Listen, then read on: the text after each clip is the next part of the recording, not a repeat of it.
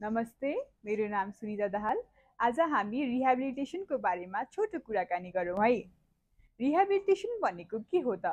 Rehabilitation भनेको हाम्रो शरीरमा हुने दुखाइ, कमजोरी, चोटपटक वा सर्जरी पछि पुरानै अवस्थामा हाम्रो शरीरलाई बलियो बनाउने एउटा प्रक्रिया हो। यसमा प्राय तीनटा कुरा जोडिएर आउँछन्।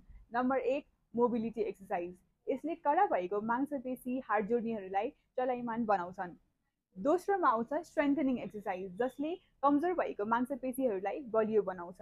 र तेस्रो नम्बरमा आउँछ फङ्सनल एक्सर्साइज, जसले हाम्रो दैनिक काममा सहज बनाउनको लागि मद्दत गर्दछ। सरल भाषामा भन्नुपर्दा रिह्याबले दुखाइ घटाउने, मुभमेन्ट सुधार्ने, कमजोर मांसपेशीलाई बलियो बनाउने, पोस्चर ठिक गर्ने, भविष्यमा इन्जुरी दोहोरिन नदिने र दैनिक काम जस्तै हिँडडुल, उठबस र अरू कामहरू सहज बनाउने गर्दछ। त्यसैले रिह्याब प्रोटोकल भनेको आफ्नो दुखाइ कम गर्ने मात्र नभएर कम्प्लिट हिलिङ प्रोसेस नै हो। यदि हजुरहरूलाई पनि प्रपर गाइडेड रिहेबिलिटेसन प्लानको जरुरत छ भने निर्वाणा फिजियोथेरापी एन्ड वेलनेस सेन्टरमा आउनुहोला। Thank you.